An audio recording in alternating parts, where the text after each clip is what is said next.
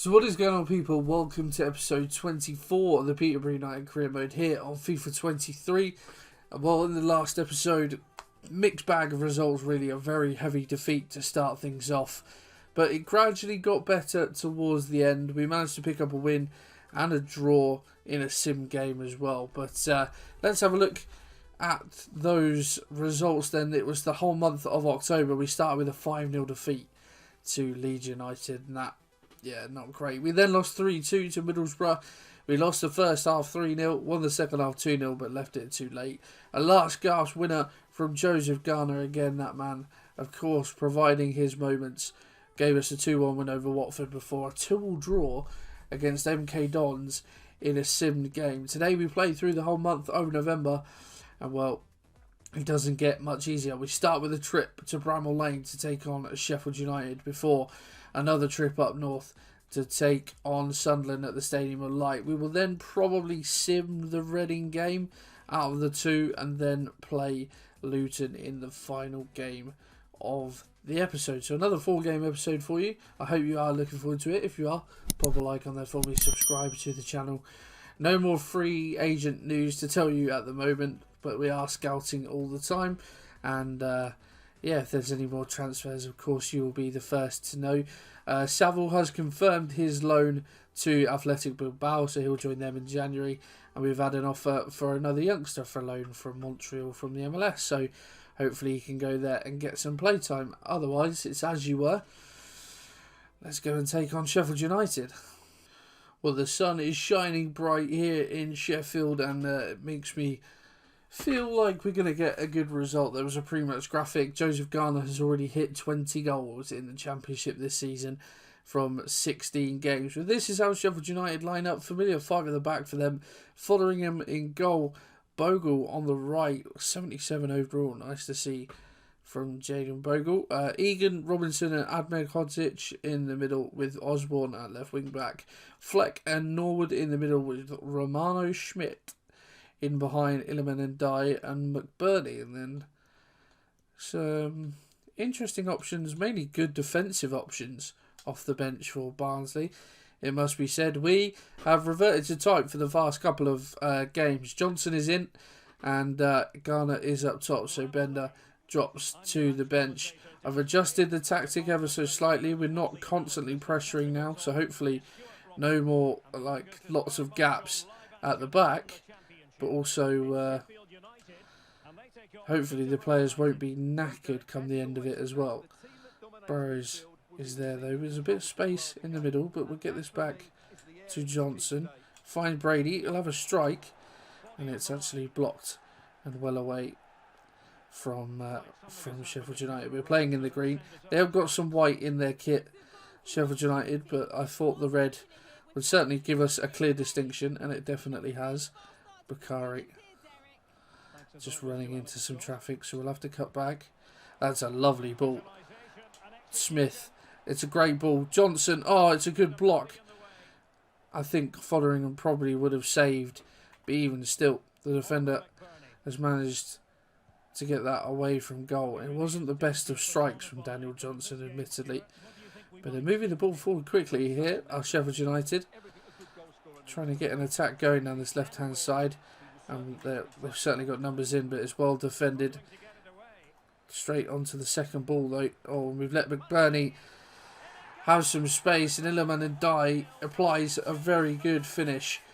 Not really a lot. I don't know if Bentley was unsighted or whatever. It seemed a bit of a late reaction, but first to the second ball, good movement, and then Dye. Well, part of me wants to blame the keeping. Part of me thinks it's a bit harsh, but either way, Sheffield United, who are in the playoffs so far this season, have found themselves 1-0 to the good, and it's just trying to get past them is going to be a bit of a task, it's fair to say. Oh, God. Just got no real ideas with them going forward because we're just very isolated at times. Oh, that was an interesting effort. I think a bit of a Hollywood save there from Dan Bentley.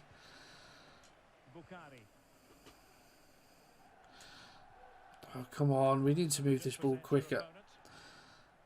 move it as quickly as Sheffield United are. I haven't changed any of the difficulty settings, so this is just them being very good.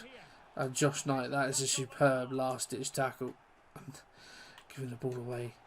And that is sure. I was about to say that is surely 2-0, but McBurney has somehow put that wide.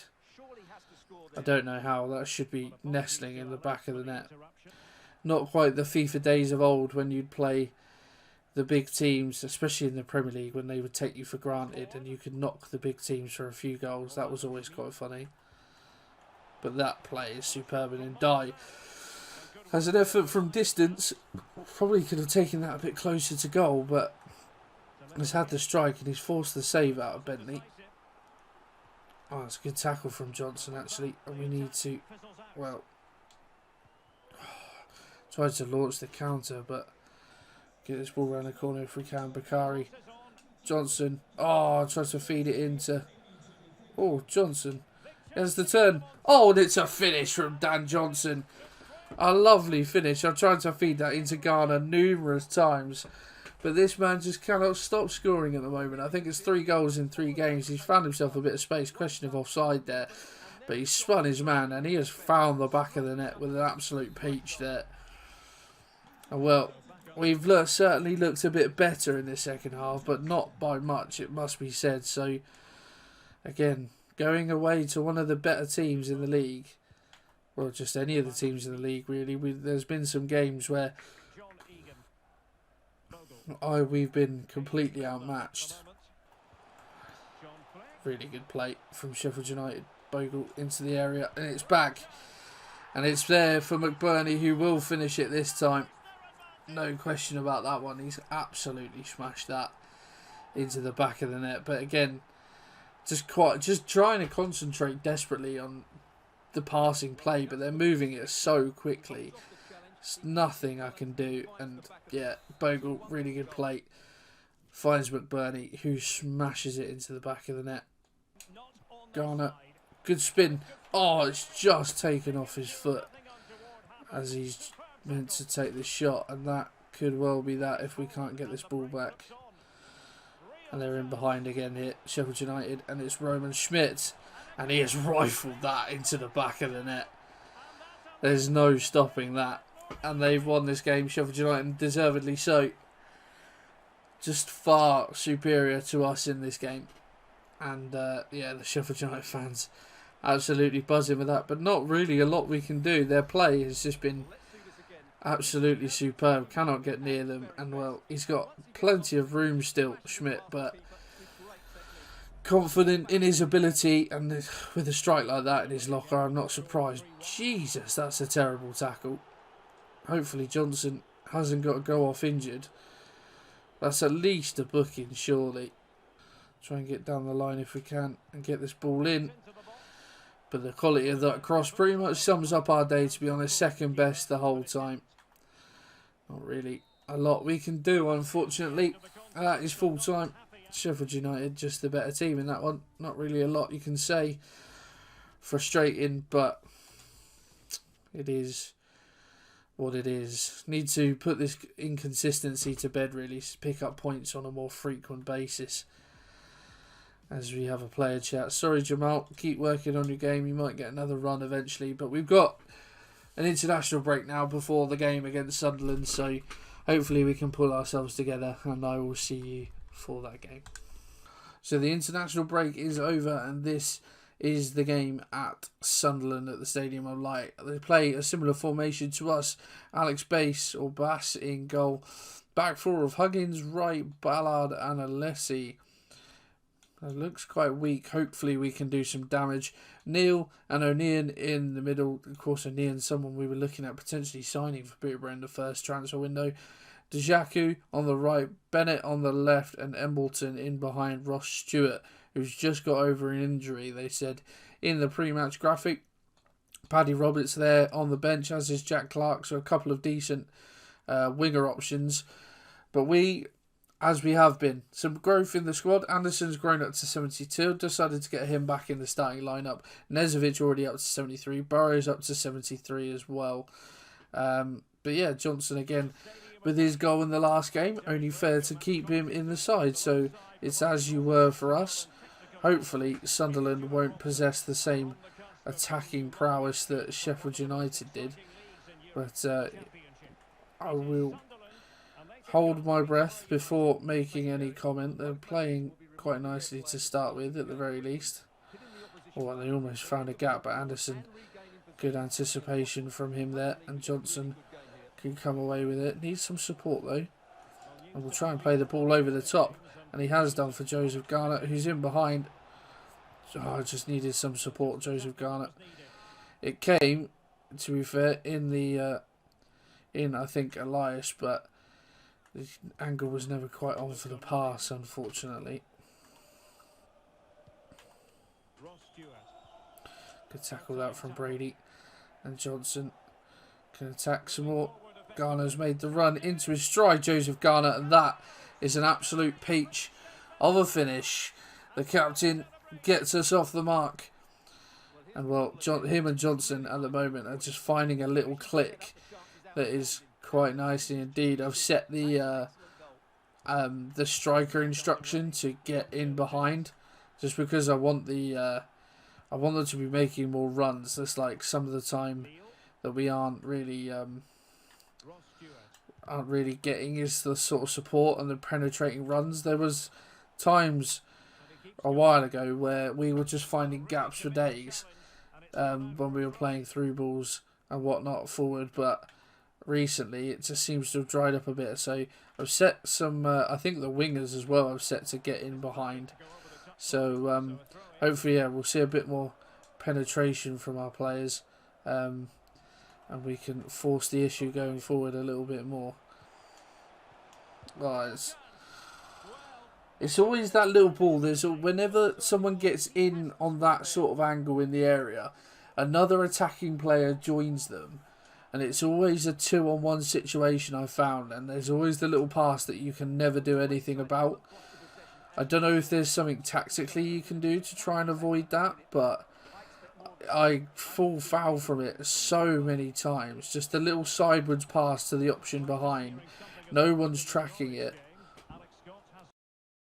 We're in trouble. Oh, what a save from Dan Bentley. None of my defenders could keep up. Oh, it's just a little bit slow to turn on the ball, some of these players. And again, what a save from Dan Bentley. Ross Stewart has had 2 good chances now that he knows he should have buried, really. But our keeper standing strong. Another inspired performance thus far. And that one fairly comfortable for him. And that will be half time. There's those fans up in the gods. I've been to Sunderland away, so I know how it feels to be feeling like a mile away from the pitch. It is a very, very impressive stadium. The Stadium of Light, I have to say. Really, really good. But yeah, it's kind of like Newcastle in a sense. I've never been to Newcastle, but of course you've seen the pictures when it comes to opposition fans up in the gods, and Sunderland is exactly the same. Well, that's a lovely piece of play, and finally Ross Stewart has his goal. And I was just about to say, we were saying about Sheffield United's attacking prowess and whether Sunderland can match it, and they certainly are doing that. Don't give any fouls away, thank you. Referee, that's a foul, we'll take that. And that will, I think, pretty much end the game there, that free kick. It's a bit of a bad challenge from Djaku, but only a booking it seems. But that will be the end of this game, and pretty hard fought draw in all honesty. We weren't at the races, it must be said. Sunderland probably having the better of the game, but that was hard work defensively for sure. But yeah, they dominated the ball. We had 1 shot.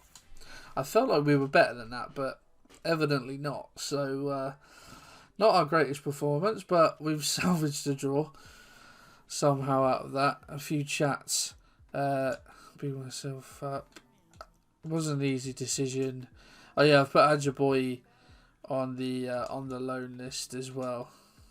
Right, third game of the episode. It is the sim game against Reading. We have reverted to what I think is our strongest lineup. So Johnson has dropped out. Bakari still up top. Bender is in on the right. Everything else as you were. I'm a little bit concerned Brady's sharpness has dropped to -1. Garner and Bakari is because they're not playing in their natural positions, but if you try and move them to their natural position, it's going to take weeks, so, or even like not weeks but years potentially, so just kind of how it is. But with Reading, this is how they look like they're going to line up. 5-3-2. Andreasen in goal, Yeardham, McIntyre and Benge, Holmes and Gillis Walker at the back. Tetek, Levy and Boissier in the middle, with Yaku Mete and Tom Ince up top. Hopefully we can get a win out of this game. It would be nice just to give us a confidence boost, and we bloody lose to Reading. We've had the better of the game, and it's Kamara who picks up the win from them off the bench. Really not ideal. Reading certainly struggling in this career mode, and that's certainly not good preparations for the game against Luton. Be nice to pick up our win today, to be honest. So the final game of this episode then, and Luton are playing a back six. Great. Matt Macy starts for them in goal. Bree on the right hand side. Glenn Ray, man from series gone by. Burke, Bradley at the back. Doughty on the left hand side with the Mpanzu sitting in the deep role. Campbell and Watson ahead of them with Carlton Morris and Adebayo up front. Have they got Corley is on the bench for them as well. Some very good options. Luton actually a very good side in the Championship, of course, in real life. Secured their playoff spot a few games ago, and yeah, they will certainly be a tough opposition for us today, but we didn't show you our team. We have made one change. A few tired legs out there, but Elias was too tired to be involved, so we've brought in Oliveira, moved Bender over to the left, Bakari on the right. So Oliveira's in the 10 and Garner is up top. See how that fares. Give Oliveira, I think this might be his first start since joining the club, but we'll see how he fares. Bender will try for distance here, you know, with David Bender. Not the worst effort, but didn't really test the goalkeeper, it must be said. I've changed our defensive thing to rather than just pressure on every touch, just changed it to balance, because I feel like there were still quite a few gaps that were appearing. So yeah, I've just changed it to that to hopefully solidify us a bit more defensively. As Nezovic looks to get back. Campbell, man over on this left hand side. Smith does really well to read that. Now Bakari potentially has some space to run into, but Sonny Bradley, Oliveira had just carried on his run a little bit. He may well have intercepted that. Gonna have to try and be a bit cute with some of our balls that we're playing in this game. Oh, that one, the deflection's fallen for Carlton Morris, and he's had the strike, and it's a good save from Bentley to turn it round the post. Luton piling on the pressure late doors in this first half. Campbell, and that should be away comfortably, and is. I thought Oliveira was going to come away with that. I'll try and get a block in, and Edwards does exactly that. Burrows tries to get. Smith, bit of confusion with his keeper. You're having a laugh, aren't you? Carter wins the ball back, but unfortunately the half-time whistle goes, and a very drab first half, it must be said. Hopefully we can improve things in the second half. Nice tidy play from Luton, moving the ball forward nicely. Well, the strike just over the bar. I'm not too sure who that was that had the strike there. I thought Anderson was placed well enough just to get a block on it, but the elevation on the shot maybe what helped them, but it was over the bar. Too much elevation for them. Nezovic, bit of an early ball out to Burrows. Oliveira, trying to get the touch around the defender. Garner, Oliveira. There's Nezovic. There's a ball there for Bender, who's in on goal. I thought he would at least hit the target, Bender, but he's arrowed it straight past the post. But they're the sort of openings that we're looking for. Just didn't quite come off for us this time. It's a lovely switch of play. into the area is the man. Anderson. Oh. Oliveira into Ghana. It's a nice turn. Could have done with the midfielder certainly trying to create the space, but it's Smith with the cross in, and it will be away for a corner. Assad on as a substitute to try and bend the ball in. Ghana is there, and what a save from Matt Macy. That surely was going to be a goal, but for the goalkeeper. Ghana is there again. It's headed away, only as far as Josh Knight. Can't get anything on it. Oliveira, Anderson, Nezovic will have the strike, and it's blocked. It's going to be another corner. We're piling on the pressure late doors. Assad with the corner. Ghana is there. Anderson to Oliveira. He'll try and bend this one if he can, and he forces Macy into another save. Come on, boys. Ghana with the corner. It's aimed there at the near stick. Ghana. Anderson even.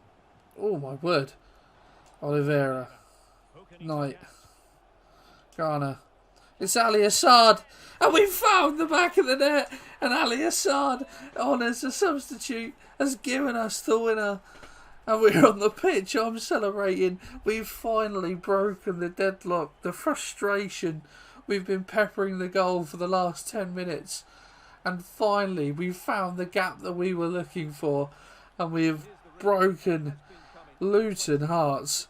There is the gap. And Assad with all the space and time that he needed to pick his spot. And well, we'd written this man off. We'd sent him out for loan. But he's been called into the squad just for a bit of rotation and trying to find a formula that works. And he's come up trumps as the man from Qatar. We just need to hang on now. Adebayo. And that will do that. Surely, referee. There is the final whistle. A big win, a massive win to get us back on track. And that was hard fought. All of the games today have been hard fought. But to actually come out on top, we deserved it probably just about as well. God, Sheffield United smashed Sunderland 5-1. But it keeps us in the hunt for the top 6. God, I'm so thankful that we got that win. And that leaves us... Oh, no, don't want to quit. That leaves us in 8th spot. But game teams, well, Coventry namely, have got a game in hand over us, as have Preston. But it keeps us in the hunt. That is the top of the table as it stands. We're almost halfway through the season. After the next episode, we will be halfway through. 4 points off of the playoffs. Stoke certainly falling off the pace, but top 5, certainly by far the strongest teams in the division, and it's showing. So we've got a bit of work to do. A bit of inconsistency has slipped in, but you know, last season we didn't draw games at all, but we've drawn a few already so far this season. But 7 defeats already, certainly not ideal, but we're showing good progress, I think. And yeah, we've just got to stay as consistent and as relevant as possible. So that is how the top of the table looks. Brighton really struggling in their first season back at this level. If we look towards the bottom of the table, Reading certainly benefited with that win over us out of the relegation zone. Ipswich struggling down there as well. We're certainly the best of the newly promoted sides. Oh, that win has really lifted me, actually. And I've just noticed who our next game is against. So that's instantly deflated me.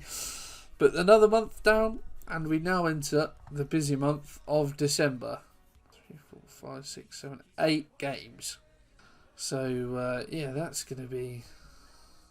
Well, we've got FA Cup yet to come. So, I think we'll just go back to three-game episode for now. And that's going to be a massive episode. So we start with a game at home against Brentford before 2 away trips, 1 to Brighton and 1 to Norwich. We will certainly know whether we are playoff contenders if we can get some decent results out of those games. Played Norwich twice in the month as well, weirdly. But that is for next time, guys. If you are looking forward to that mammoth episode, make sure you pop a like on there for me, subscribe to the channel, and I will see you in the next one.